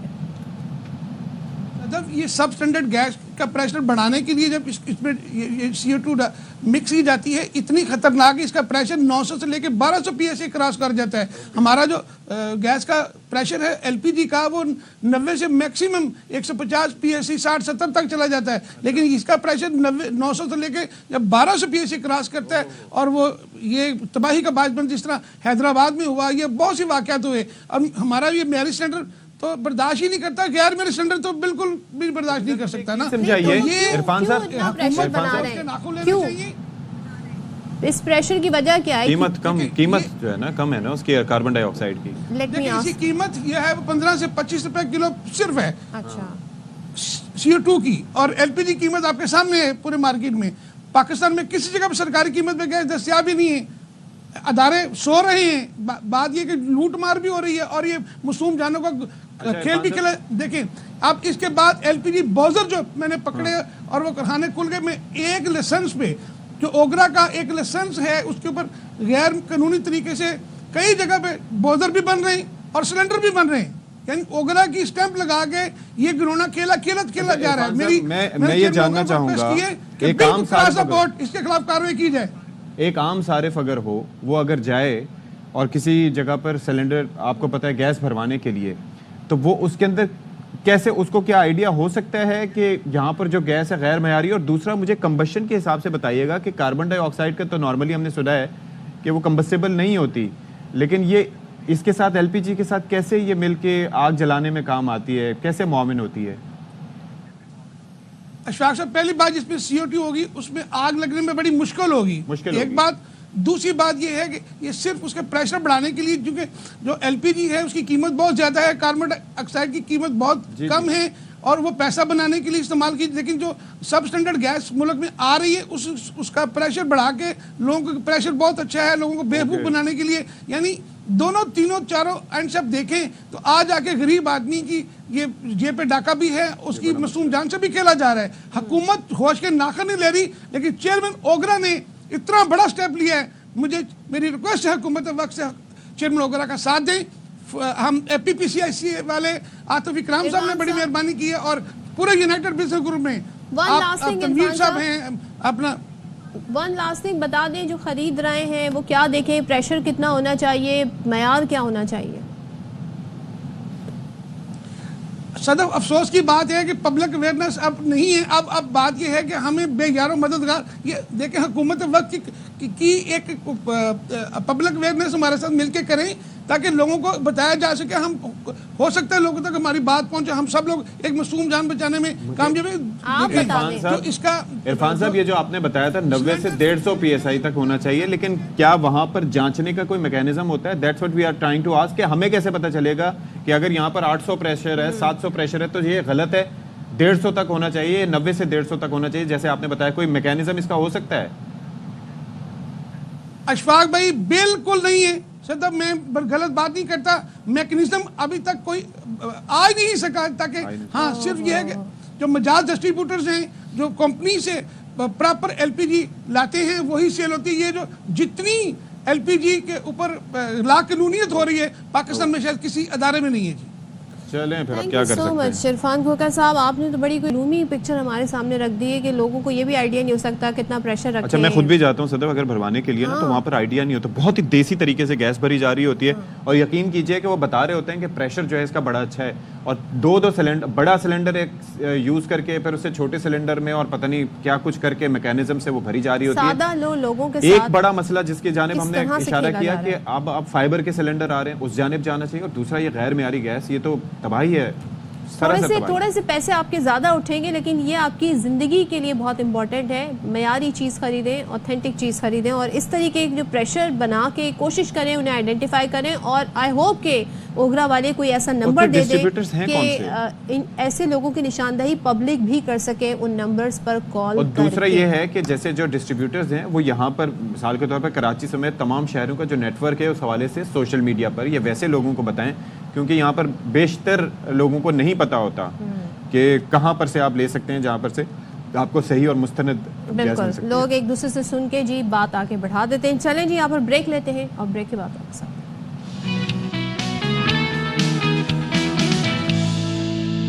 बिस्मिल्लाहिर्रहमानिर्रहीम, अस्सलाम वालेकुम देवियों, सज्जनों ते मित्रों। 10 बजकर हो चुके हैं पाकिस्तान के मयारी वक्त के मुताबिक 4 मिनट, और हम आपके सामने एक दफ़ा फिर से आ चुके हैं। और हमें ये मसरदा सुनाया गया था आपसे कुछ देर पहले, जिस पर मैंने अपने दोस्त से एहतजाज भी किया। वो ये था कि 11 बजे भी इंशाल्लाह हम आपके साथ मौजूद होंगे, लेकिन वो बाखबर सवेरा में नहीं होंगे।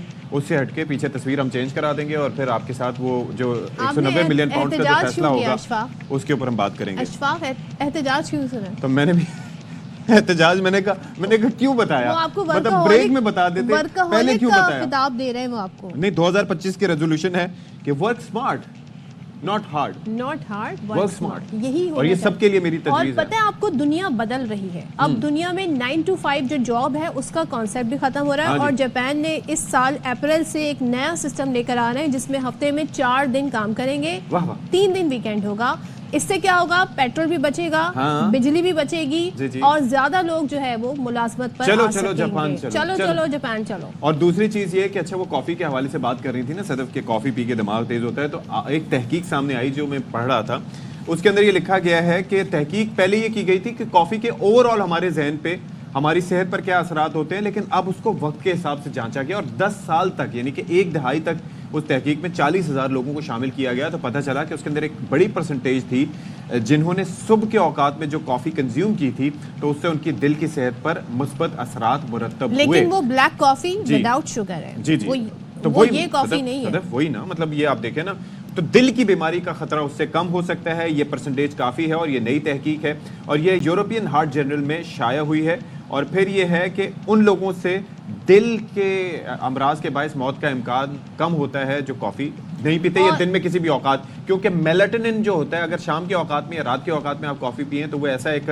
हार्मोन होता है जो आपकी नींद करने में मदद नींद देता पे है। इफेक्ट डालता है। तो तो 6 ये बजे के बाद आप कैफीन का इस्तेमाल तर्क कर दें, कोशिश करें चाय भी ना पिए और कॉफी तो कैफीन बिल्कुल उसमें ना भी पिएं, होती है, क्योंकि तो 6 घंटे तक तो ये आपके स्टमक में, आपके सिस्टम में रहती है। अच्छा तो जी, कॉफ़ी पिए सुबह के औकात। यस, अब हम आगे बढ़ते हैं और 10 बजे जो हमारा सेगमेंट है चलो, उससे चलो, आगाज सियासत करते करो। हैं। वो है सियासत से मुतालिक, और सियासत की इतनी देर से हमने बात नहीं की तो बस लग रहा था बहुत कुछ मिसिंग है, लग नहीं रहा था, कहने में क्या हर्ज है। चले, हाँ। पीटीआई मुज़ाकराती कमेटी की बानी से मुलाकात हो गई है और मुज़ाकराती कमेटी का ये कहना है कि अच्छा, काफ़ी अरसे से वो कोशिश कर रहे थे कि उनकी मुलाकात हो जाए बानी से, पार्टी के लोग, तो अब मुलाकात हो गई और जुडिशल कमीशन बनाओ वरना मुज़ाकरात भूल जाओ, ये बानी ने उन्हें हिदायत दी है। और अडियाला जेल में मुलाकात के बाद कमेटी के तर्जुमान साहबजादा हामिद रजा कहते हैं कि बानी चाहते हैं जुल्म और सितम का अजाला हो, गैर जानिबदार कमीशन बनाया जाए जो जिम्मेदारान का तयन करे। अच्छा जी, अब सिलसिला ये है कि इस मामले पर वज़ीर दिफा ख्वाजा आसिफ साहब ये कहते हैं कि इस हवाले से उन्होंने कहा कि अमेरिका ने हुकूमती सतह पर बानी पीटीआई को कोई रिलीफ देने का कोई मुतालबा नहीं किया और साथ ही साथ पीटीआई ने मुज़ाकरात को मज़ाकरात कर दिया है, बना दिया है और मुज़ाकरात करने वाले लीडर को बेचकर खुद फ़ायदा लेना चाहते हैं। तो ये सियालकोट में उन्होंने मीडिया से गुफ्तगू की। मज़ीद क्या कहा ज़रा देखिए। अच्छा जी, बात कर लेते हैं सेनेटर फैसल वाडा की। और जब वो स्पेशली, वैसे तो वो बहुत सारी पेशन गोइयाँ करते रहते हैं, लेकिन जब वो प्रेस कॉन्फ्रेंस करके बाकायदा कुछ बताते हैं तो सब उसे काफ़ी सीरियस भी लेते हैं। वो ये कहते हैं जी कि जो बैरून मुल्क ममालिक का एक दबाव का जो एक आइडिया हमें दिया गया था कि जी मुज़ाकरात के पीछे ये पहलू भी है, तो ऐसा कुछ नहीं है, ये प्रोपेगेंडा था। और आइंदा चंद हफ्तों में बैकडोर डिप्लोमेसी के तहत इंटरनेशनल हवाई इकॉनमी के लिए पाकिस्तान के हक में होंगी। पीटीआई के लिए सरप्राइज होने वाला है, पाकिस्तान के लिए अच्छा होने वाला है। साथ में उन्होंने कहा कि उन्होंने पहले ही कह दिया था कि 190 मिलियन पाउंड केस में सज़ा होनी ही है। तो सुन लेते हैं वो क्या कह रहे हैं। जबरदस्त प्रोपेगेंडा चल रहा था, बैकडोर में मुज़ाकरा हो रहे हैं, बैरूनी और अंदरूनी बड़ा प्रेशर है। हमारी एफसी के लोगों ने, पुलिस वालों ने दबा के शहादतें दी, पानी की तरह खून दिया। उस खून के रंग की ताबीर नजर आना शुरू होगी। हमारे खित्ते के अंदर पाकिस्तान बड़ा वाइब्रेंट होकर नजर आने वाला है। हमारे पास एक टीम का एक अच्छा प्लेयर आ गया है। फॉर्चुनेटली हमें एक सिपहसालार मिले जो बाजार में जिनका नाम इंटरनेशनली जिस ऊपर लोग ट्रस्ट करते हैं, उनकी बदौलत, उनकी बैकडोर डिप्लोमेसी के तहत पाकिस्तान एक वाइब्रेंट खित्ते में नजर आना शुरू होने वाला है। उसी बैकडोर डिप्लोमेसी के तहत बहुत कुछ इंटरनेशनल हवाएं पाकिस्तान के फेवर में नजर आना शुरू हो जाएंगी। उसका फायदा एलाइज और गवर्नमेंट को भी होगा। पहले आज तक हमसे डू मोर कहा गया, लेकिन इस बार हमारे सिपहसालार अब इस पोजीशन पे पाकिस्तान को लेके आएंगे कि वो कहेंगे what's in it for me as in Pakistan, यानी कि पाकिस्तान के लिए क्या है। चलें जी, तो इस पर बात कर लेते हैं। हमारे साथ मौजूद हैं, एंकर पर्सन हैं, तज्जियाकार हैं, और वो इस पर बात करेंगे। खावर घुमन साहब, thank you so much for your time.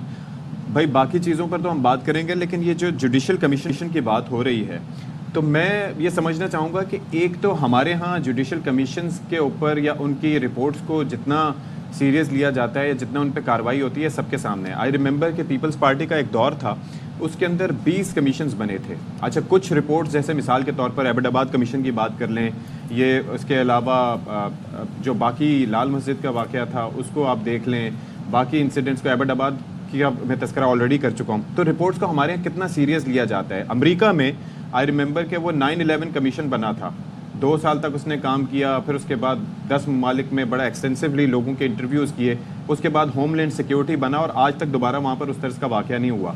हमारे यहाँ इस पर इतना प्रेशर क्यों होता है जुडिशल कमीशन बने और उनकी रिपोर्ट्स पर फिर कार्रवाई क्यों नहीं होती? शुक्रिया जी। देखें, ये बड़ा आपका अहम सवाल और इस पे तबसरा और तजिया है। जाहिर है जिस अंदाज से आप किसी कमीशन के ट्यूअर्स बनाएंगे तो उसी अंदाज से उस कमीशन की फाइंडिंग्स या उसका जो भी एक दायरा कार होता है जिसके अंदर उसने रह के काम करना होता है, तो वो उसका असर होता है। अगर आप उसके TORs ये बना दें कि जी इस कमीशन की फाइंडिंग और उसकी जो रिकमेंडेशंस होंगी और उसके ऊपर अमन जो उसके अमल होगा और जो भी उस हवाले से जो चीज़ें सामने आएंगी और उसको लेके आगे बढ़ा जाएगा तो फिर हो जाएगा। लेकिन प्रॉब्लम ये होती है कि हमारे यहाँ बदकिस्मती यही रही है कि फर्ज करें जो कमीशन बनता है जो है ज़्यादातर जो कमीशन बने उनके अंदर एक बड़ी कॉमन जो शर्त होती है, TOR होता है। वन ऑफ द TORs वो ये होता है कि जी उस कमीशन की रिपोर्ट के ऊपर जो इजारादारी होगी वो हुकूमत वक्त होगी, वो चाहेगी तो उसको पब्लिक करेगी, वो चाहेगी तो उसको पब्लिक नहीं करेगी। प्रॉपर्टी वो हुकूमत की होगी। लेकिन खावर ये तो डिमांड है ना, अब कमीशन बनेगा तो रिपोर्ट आएगी तो फिर पता चलेगा। लेकिन अभी तो हम ये देख रहे हैं आज जो होना है वो है 11 बजे 190 मिलियन केस का फैसला आना है। बानी जो है वो ये कह रहे हैं जी कमीशन बनाएं और मुज़ाकरात उसी शराइत पर होंगे। तो 31 की डेडलाइन है। अब ये सारी जो खिचड़ी बनी है इसमें मुज़ाकरात कहाँ खड़े हैं, फैसला कहाँ खड़ा है, क्या आपको नजर आ रहा है? देखें, एक एक करके ये सारी चीजें डिस्कस कर लेते हैं। नंबर 1 जो 1-2 दिन पहले भी आपसे बात हुई थी ओवर द वीकेंड, वो ये थी कि जो भी मामला होंगे, जो मामला आगे बढ़ेंगे वो कमेटी की सतह के ऊपर ही बढ़ेंगे। ये जो बैकग्राउंड के अंदर कुछ खबरें हमारे सामने आई थी कि शायद बुशरा बीबी साहिबा को मुज़ाकरात कर रही हैं, वो कुछ मामला आगे बढ़ाने की कोशिश कर रही हैं, वो तो हमने देखा कि वो तो ज़ाहिर हो गया। और कल रात को बरादर एक दिन पहले रात को आपको पता 2 बजे पैगाम भिजवाया गया। फिर इतवार वाला दिन खिलाफ मामूल दरवाजे खुलते हैं जेल के। पहले KP के चीफ मिनिस्टर मिलते हैं 1-2 घंटे, उसके बाद मुज़ाकराती कमेटी मिलती है और मुज़ाकराती कमेटी बाहर आके अपनी शराइत सामने रख देती हैं। सदफ, आपका सवाल कि होगा क्या? देखें, पाकिस्तान तहरीक-ए-इंसाफ की जो 2 शराइत हैं 9 मई और 26 नवंबर के हवाले से जुडिशल कमीशन और उनके असीरान की रिहाई, वो कह रहे हैं कि हम लिख के दे देंगे और ये हमारी जो इनिशियल जो शराइत हैं टू स्टार्ट विद, इसके ऊपर अगर कोई डेवलपमेंट नहीं होती तो फिर हम ये मुज़ाकरात आगे नहीं बढ़ेंगे। तो अब कमेटीज़ का इजलास होना है, तो ये बात हम कमेटी की सतह के ऊपर छोड़ देते हैं कि वो कमेटीज़ क्या फैसला करती हैं, और ज़ाहिर है हुकूमत इसके ऊपर कोई जवाब देगी कि हम क्या ये बात मान सकते हैं या नहीं मानते, तो वो देखते हैं कि उसका क्या बनता है। आपका सवाल, आज जो फैसला आना है, ज़ाहिर है 11 बजे फैसला आना है 190 मिलियन, उसके ऊपर जो प्रोसिक्यूटर्स हैं उनकी एक अपनी राय है। उन्होंने केस लड़ा कि जी ये एक बदनीति की बुनियाद के ऊपर ट्रांजैक्शन हुई थी, 190 मिलियन आए और यहाँ पे जिन साहब के थे उनको जुर्माना था, तो उस जुर्माने को अदा करने के लिए इस्तेमाल हुए। डिफेंस काउंसिल का ये ख्याल है जिन्होंने कि जी ये पैसे पाकिस्तान आने थे और कुछ शराइ थी, अगर हम ये वापस ना लेके आते तो वहीं पे पड़े रह जाते। तो हाँ, पैसे आए, मुल्की खजाने के अंदर मौजूद हैं और हुकूमत वक्त ने उनको इस्तेमाल किया है, लिहाजा जो इल्ज़ाम लगा हुआ है बानी के ऊपर या उनकी अहलिया के ऊपर वो गलत है। लेकिन हुकूमत वक्त ने कहाँ इस्तेमाल किया?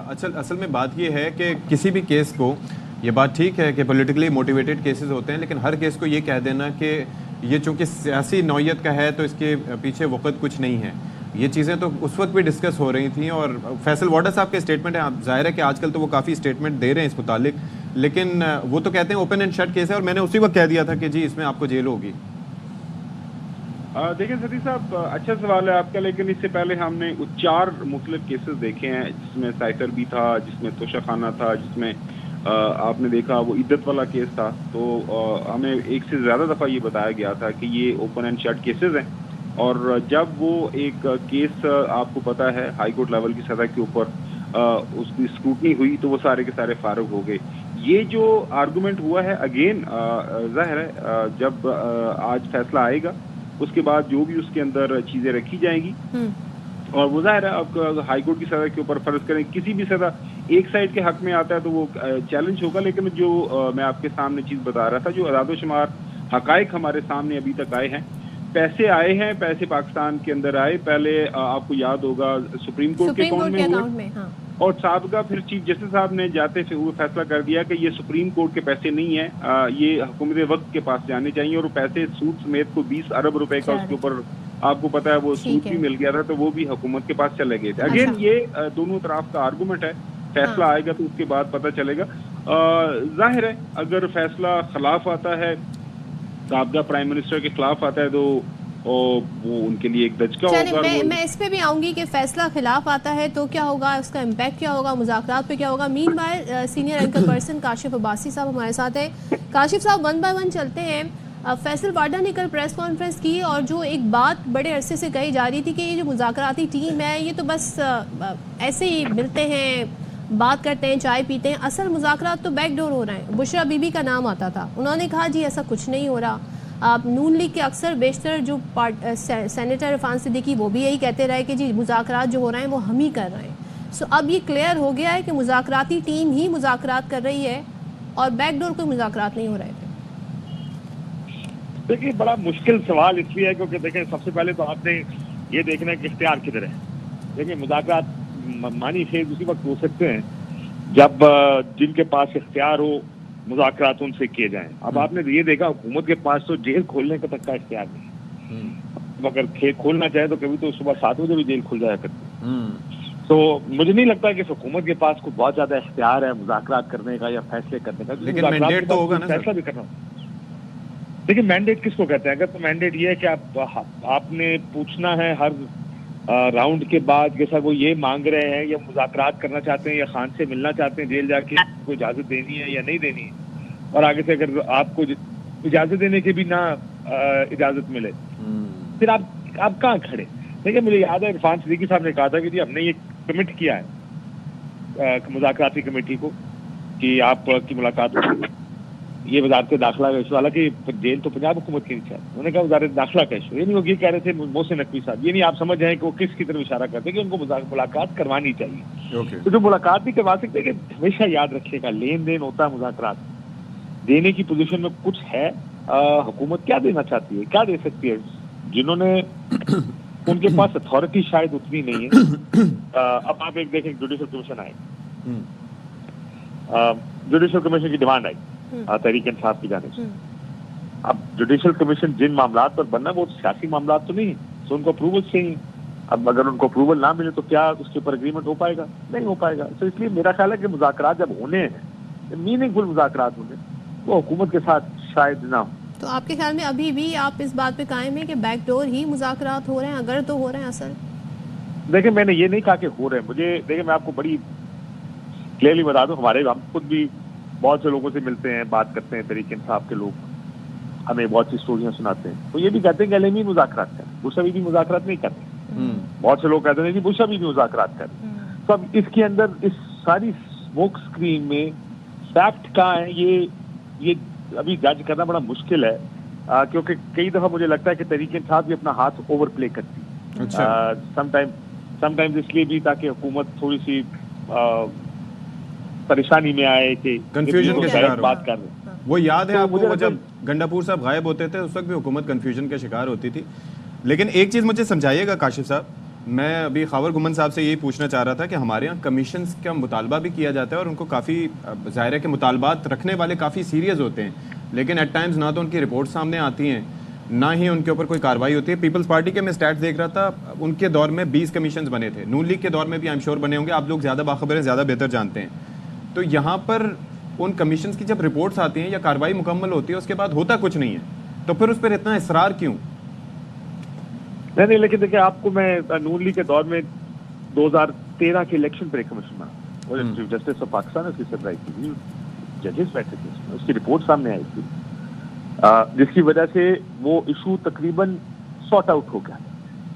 वो इमरान खान साहब का पूरा धरना और वो धांधली का जो बयानिया था, खान साहब ने उसको कबूल किया था, लेकिन अपने तहफ़्फ़ुज़ात के साथ उन्होंने कहा जी, मैं हमारे ख्याल में ये लाजमी फेयर ये फैसला आ गया है, लेकिन मानना भी पड़ता है उस फैसले को, क्योंकि ज़ाहिर है इतना हाई पावर्ड कमीशन था, वो चीफ जस्टिस ऑफ पाकिस्तान उसकी सरबराही कर रहे थे, तो आप अपने तहफ़्फ़ुज़ात के बावजूद उसको मान लेते हैं। लेकिन हाँ, वो ये भी बता दूं, बहुत से कमीशन, जिस तरह कारगिल कमीशन मियां नवाज शरीफ साहब के दिल के बड़ा करीब रहा जब वो पाकिस्तान से बाहर, एक चीज पे बार बार कहते थे कारगिल के ऊपर कमीशन बने, क्या उन्होंने अपनी हुकूमत में बनाया? नहीं।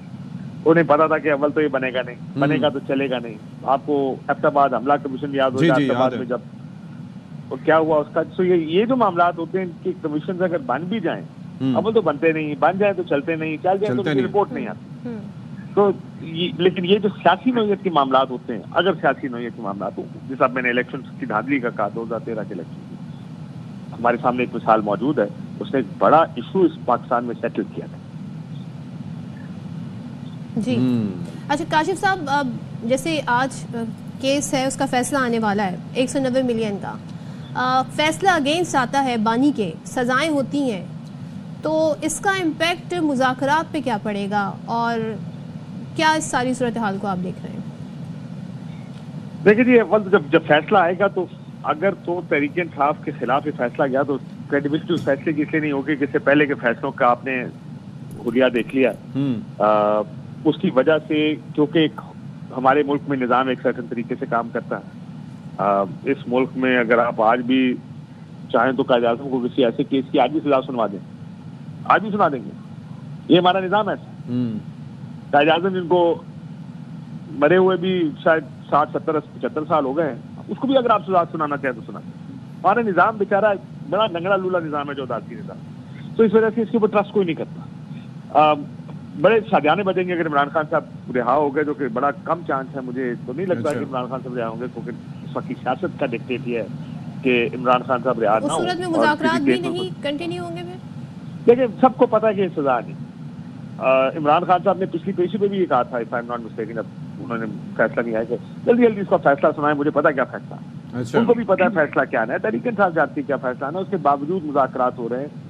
किसी ने ये नहीं कहा कि ये अगर सजा हुई तो मुज़ाकरात बंद हो जाएंगे, जाहिर है, लेकिन प्रेशर मुझे नहीं लगता उस मुज़ाकरात को कुछ होगा। खान साहब को सजा होगी, अंदर उसके ऊपर मजम्मती बयान बाहर और अंदर आएंगे, उसके अंदर भी आएंगे कि माहौल खराब हो रहा है, लेकिन मुज़ाकरात चलेंगे। ठीक, लेकिन ज्यादा अर्सा नहीं चलेंगे। चलें, खावर साहब आपके थॉट्स क्या हैं इसके ऊपर? अगर फैसला अगेंस्ट आता है, क्या मुज़ाकरात पे प्रेशर, एक तरह का प्रेशर बढ़ाने की एक ज़ाहिर है कि यूज़ हो सकता है एज ए टैक्टिक कि जी आपके ऊपर ये भी सज़ा हो गई है और अब आगे जो है वो फिर थोड़ा सा बैकफुट पे जा सकते हैं उससे, ये जो मुज़ाकरात हैं आपकी नज़र में?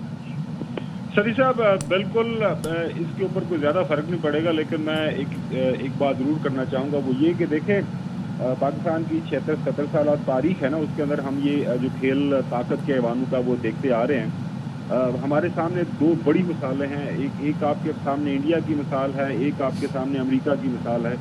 अमेरिका के अंदर जो अभी इलेक्शन हुआ है, उनके जो ट्रंप के ऊपर इल्ज़ाम लगे, कोर्ट के अंदर प्रोसीडिंग्स भी चली और उसके बाद अवाम ने एक राय दी, अवाम की राय का एहतराम किया गया। प्राइम मिनिस्टर मोदी है, उसके ऊपर Gujarat massacre and all that, आपको पता है कि काफ़ी ज़्यादा संगीन इल्ज़ाम थे, दुनिया भर से पाबंदियाँ लगी हुई थी, लेकिन इंडियन अवाम ने मुनासिब समझा कि यार ये शख्स जो है ये जाए ठीक है हमारी हुकूमत के लिए, इकॉनमी के लिए, तो अवाम के फैसले को माना गया। पाकिस्तान के अंदर सबसे बड़ी बदकिस्मती है कि आइन के पहले सफ़े के ऊपर हमने लिखा हुआ है कि मुल्क के अंदर हकीयत हक जो है वो एक मुकद्दस अमानत के तौर पर अवाम के चुने हुए नुमाइंदों के पास है। तो आप गली मोहल्लों में चले जाएं, लोगों से पूछ लें कि अवाम ने किसको चुना हुआ है और इस वक्त जो हक हुक्मरानी वो किसके पास मौजूद है। हम यही खेल खेलते रहेंगे और पाकिस्तान जिस स्टेज पे है वो आपके सामने है। मुज़ाकरात कामयाब होंगे नहीं होंगे मुझे इसका इल्म नहीं है, लेकिन इस बात का मुझे पूरी तरह इल्म है कि जब तक पाकिस्तान के अंदर निज़ाम को ये जो लाहक बीमारियाँ हैं, ना हम वो जो है 3 में है ना 13 में है, आधा तीतर आधा बटेर, कोई निज़ाम का पता ही नहीं है कि मुल्क के अंदर निज़ाम है, ये बात हाइब्रिड निज़ाम है, प्रो हाइब्रिड निज़ाम है, प्रो मैक्स निज़ाम है। भाई एक जब तक निज़ाम ठीक नहीं होगा, निज़ाम क्या है? देखते हैं क्या होता है 11 बजे। ज़ाहिर है अभी तो कहना कबल अज़ वक्त होगा। चलें जी, यहाँ पर एक ब्रेक लेते हैं, ब्रेक के बाद आएंगे।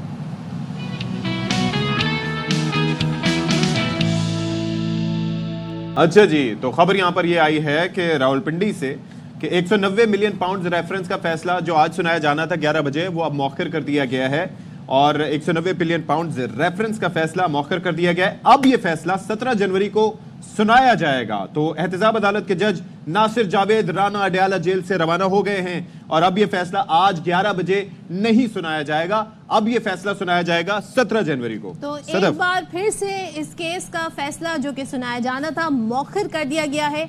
18 दिसंबर को फैसला महफूज हुआ था, 23 दिसंबर को सुनाया जाना था और एक बार फिर ये डेट दी गई थी। अब तीसरी बार ये फैसला मौखर किया गया है। फर्रुख एजाज हमारे साथ है, उनसे जानते हैं। फर्रुख, बताइएगा, कुछ वजूहात सामने आई, एक बार फिर मौखर हुआ है? जी बिल्कुल, 190 मिलियन पाउंड रेफरेंस का फैसला आज सुनाया जाना था। जज एहतसाब अदालत नासिर जावेद राना फैसला सुनाने के लिए एहतसाब अदालत अडयाला जेल भी पहुंचे और जज का ये कहना था कि 6 तारीख को जब ये फैसला मौखर किया गया था वो ट्रेनिंग पर थे, ताहम आज फैसला जो है वो तैयार है, साइन भी हो चुके हैं। ताहम ना तो बानी पीटीआई कमरा अदालत में मौजूद हैं, ना ही बुशरा बीबी आई हैं, ना ही उनके वकला यहाँ पर मौजूद हैं। जज नासिर जावेद राना का ये कहना था कि 2 मरतबा बानी पीटीआई को भी बुलाया गया लेकिन वो फिर भी अदालत में पेश नहीं हुए। ताहम अदालत का ये कहना था कि 1-2 रोज मजीद देख लेते हैं। अदालत ने अब फिर एक मरतबा फैसला मौखर करते हुए 17 जनवरी तक समाअत मुलतवी की है। अब 190 मिलियन पाउंड रेफरेंस का फैसला 17 जनवरी को सुनाया जाएगा। जी अच्छा, इससे पहले भी फैसले की डेट आई, मौखर हुई, वो डेट्स क्या थी फर्रुख? जी बिल्कुल, 18 दिसंबर को इस केस का फैसला महफूज हुआ था और अदालत ने 23 दिसंबर को फैसला सुनाने का कहा था, जिसके बाद इसको मौखर करके 6 जनवरी किया गया। 6 जनवरी के बाद मौखर करके इसको 13 जनवरी किया गया। अब 13 जनवरी को जो है एक मरतबा फिर इसको बानी पीटीआई और बुशरा बीबी के अदम मौजूदगी के बायस मौखर किया गया है और अब 17 जनवरी को 190 मिलियन पाउंड रेफरेंस का फैसला सुनाया जाएगा। यानी कि अभी आप ये कह रहे हैं कि ये बुशरा बीबी की अदम मौजूदगी के बायस ये फैसला मौखर किया गया है, ऐसा ही है? जी बिल्कुल, जज साहब की जाने से जो वजह बताई गई है वो यही बताई गई है कि ना तो बानी पीटीआई कमरा अदालत में मौजूद हैं और ना ही बुशरा बीबी कमरा अदालत में मौजूद हैं, क्योंकि गुज़श्ता समाअत पे जो फैसला मौखर किया गया था वो एक तो अदालती ट्रेनिंग थी और इसके साथ ही साथ छुट्टियां भी चल रही थी अदालती, तो उसकी वजह से मौखर किया गया था। ताहम लेकिन जज साहब का ये कहना था कि आज फैसला जो है वो लिख चुके हैं, लेकिन चूंकि दोनों मुल्ज़िमान जो हैं वो अदालत में मौजूद नहीं है और ना ही उनके वकला मौजूद हैं, लिहाजा 2-3 दिन का मज़ीद फर्रुख, इसके अंदर ये चीज़ है कि अब जाहिर है कि वो इस वक्त हुकूमत की बल्कि रियासत की क़ैद में हैं, तो इस वक्त उनको पेश करना किसकी जिम्मेदारी थी? या वो अपनी विल से नहीं पेश हुए या वो ऐसा कर सकते हैं? जी बिल्कुल, ऐसा हो सकता है और अदम मौजूदगी में भी फैसला सुनाया जा सकता था। ताहम जज साहब ने इससे गुरेज किया है कि उन्होंने उनकी अदम मौजूदगी में फैसला नहीं सुनाया है। अगर पोशा खाना 1 का जो फैसला था उसको भी देखा जाए तो उसमें भी बानी पीटीआई जो है वो अपनी 342 की स्टेटमेंट लेने के लिए अपने कमरे में गए थे, लेकिन उसके बाद वापस नहीं आए थे, जिसके बाद उनकी अदम मौजूदगी में ही जज बशीर जो कि उस वक्त एहतसाब अदालत के जज थे, उन्होंने उनकी अदम मौजूदगी में फैसला सुनाया था। ताहम जज नासिर जावेद राना ने ये कहा है कि दोनों मुल्जिमान चूंकि अदालत में मौजूद नहीं है, ना ही उनके वकला हैं, तो लिहाजा 2-3 दिन मजीद देख लेते हैं। तो उन्होंने अब 17 जनवरी की तारीख तो 17 को हिदायत क्या दी है 17 के लिए कि मौजूदगी को यकीनी बनाया जाए? जी मौका देने का यही मतलब होता है कि मुल्जिमान जो है वो मौजूद हों। अगर वो ना भी मौजूद हुए तो अदालत पर कोई बाइंडिंग नहीं है कि वो फैसला नहीं सुना सकती। अदालत उनकी अदम मौजूदगी में भी फैसला सुना सकती है। ताहम ये फैसला जो है वो अब 17 तारीख को एहतसाब अदालत के जज करेंगे कि क्या उन्होंने अदम मौजूदगी में फैसला सुनाना है, या हो सकता है कि बानी पीटीआई और बुशरा बीबी अदालत में पेश हो जाए। और टोटल आपने इससे पहले बताया था 100 समातें हुई और 35 गवाह इसमें पेश हुए, थोड़ा सा हमें ये डिटेल भी बता दीजिएगा। जी बिल्कुल, तकरीबन 1 साल से ज़ायद ये रेफरेंस चला है। 1 दिसंबर 2023 को ये रेफरेंस फाइल हुआ था और 18 दिसंबर 2024 को ये कंक्लूड हुआ और फैसला महफूज हुआ, जिसके बाद अदालत ने फैसला सुनाने के लिए 23 दिसंबर की तारीख मुकर्रर की थी, जिसके बाद मौखर होती रही समातें और आज जो है फिर वो 17 जनवरी तक के लिए मौखर कर दिया गया। इस केस को 100 से ज़ायद समातें हुई थी इस केस की और 35 से ज़ायद गवाहान के बयानात रिकॉर्ड हुए और उन पर जिरा भी हुई। चलें जी, बेसिकली ये नेशनल क्राइम एजेंसी है यूके की, जिसकी सेटलमेंट हुई थी एक प्रॉपर्टी टाइकून के साथ और उसके बाद फिर ये रकम जो है वो पाकिस्तान आनी थी। दिसंबर 2019 का ये केस था और उसके बाद फिर ये है कि ये नेशनल क्राइम एजेंसी की जानिब से ये कहा जा रहा है कि ये लार्जेस्ट सेटलमेंट थी ये जो की गई थी। और उसके बाद फिर आप ये देखिएगा कि ये फिर रकम कैसे पाकिस्तान आई, क्या हुआ 190 मिलियन पाउंड्स का, फिर उसके बारे में खासी खामोशी इख्तियार की गई। बाद में इस हवाले से आप ये देखिए कि डिटेल सामने आई कि उसके ऊपर जी रकम वो इस्तेमाल हुई अलकादिर ट्रस्ट में, फिर उसके बाद किस तरीके से उसको यूज़ किया गया, फिर काबीना किस तरह इस मामले में इन्वॉल्व हुई, पानी का इसमें क्या किरदार रहा। तो वहाँ से ये मामला शुरू हुआ था और इसके ऊपर काफ़ी सवाल उठ रहे थे। अब ये है कि इस मामले की इन्वेस्टिगेशंस हुई, इन्वेस्टिगेशंस के बाद डिटेल्स जो हैं वो सारी सामने आ चुकी हैं और अब ये है कि फ़ैसले की बारी है। तो फैसला जब आएगा तो फिर पता चलेगा कि उसके अंदर क्या कुछ कहा गया है। लेकिन जो लोग इस कनेक्टेड हैं इस फैसले से, वो ये कहते हैं कि ये ओपन एंड शट केस है और इसके अंदर सज़ा होना यकीनी है।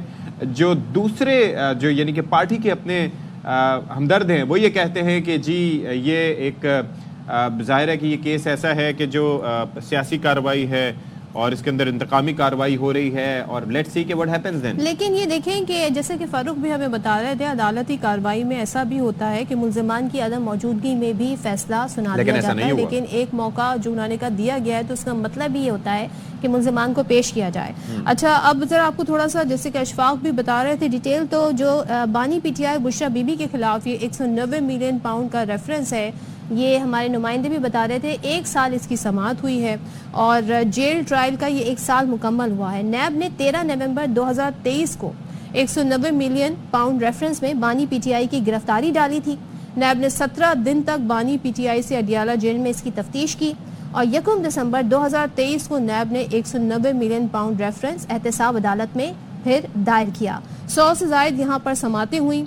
नैब की जानिब से 59 गवाहान की फहरिस्त पेश की गई और रेफरेंस में कुल 35 गवाहान के बयानात कलमबंद किए गए और फिर जिरा हुई। रेफरेंस में साबिक प्रिंसिपल सेक्रेटरी आजम खान, साबिक वजीर आला केपी, परवेज खटक गवाहों में शामिल थे। अदालत ने जुल्फी बुखारी, फरहद शहजादी, मिर्जा शहजाद अकबर, ज़ियाल मुस्तफ़ा, नसीम समेत 6 मुल्जिमान केस में इश्तिहारी करार दिए गए और उनकी जायदादें और बैंक अकाउंट मुंजमद करने का हुक्म भी दिया गया। थोड़ा सा मैं फारूक एजाज में ज्वाइन करके थोड़ा सा बैकग्राउंड और फिर मजीद बताएंगे जी और फिर इसके अंदर डिटेल्स देंगे। फारूक बताइएगा ज़रा इस केस का बैकग्राउंड बताइएगा, जो सेटलमेंट एनसीए की जानिब से की गई थी, उसके बाद पैसा किस तरीके से पाकिस्तान आना था, उस पैसे का सर्फ क्या था। 50 अरब रुपए की रकम बनती है उस वक्त के मुताबिक, 190 बिलियन पाउंड का ये मामला है। इस मुतालिक जैसे जैसे अपडेट्स आएंगी वो आपके साथ शेयर करते रहेंगे। फिलहाल हमारी तरफ से आपसे इजाज़त, अपना ख्याल रखिएगा। अल्लाह हाफ़िज़।